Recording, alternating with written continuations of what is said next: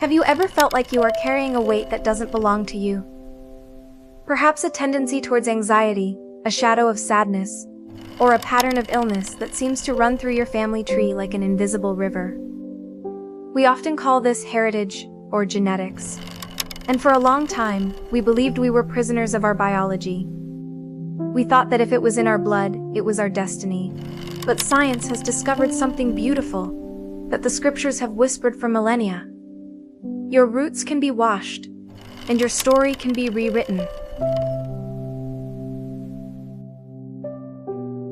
There is a field of study called epigenetics. In simple terms, it means that while your DNA is like a book, your lifestyle, your thoughts, and your faith act as the pen that decides which chapters are read and which are closed.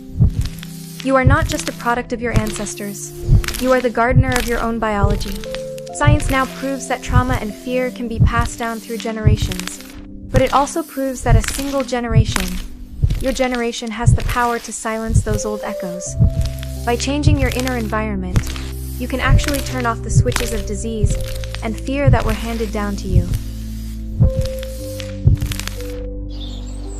In the light of the Creator, this is what we call renewing the mind.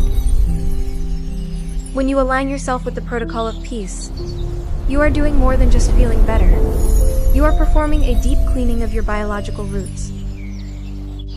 Think of the laminin we discussed, the cross that holds you together. It is also the bridge that allows divine light to reach the deepest parts of your history. You don't have to carry the bitterness of those who came before you. Today, through the union of science and prayer, we are cutting the ties to old family shadows and planting seeds of health, longevity, and spiritual security. Close your eyes for a moment. Visualize your family tree being washed by a pure, golden light. See the chains of the past dissolving at the microscopic level. You are the point of change. You are the one who says, "The noise ends with me. The healing begins with me." Feel your cells breathing in this new atmosphere of freedom. Your DNA is no longer a prison. It is a landscape of possibility. Rest in the knowledge that your temple is being purified from the roots up. This is day 3. Tomorrow we will learn how to protect this new garden. Stay in His peace.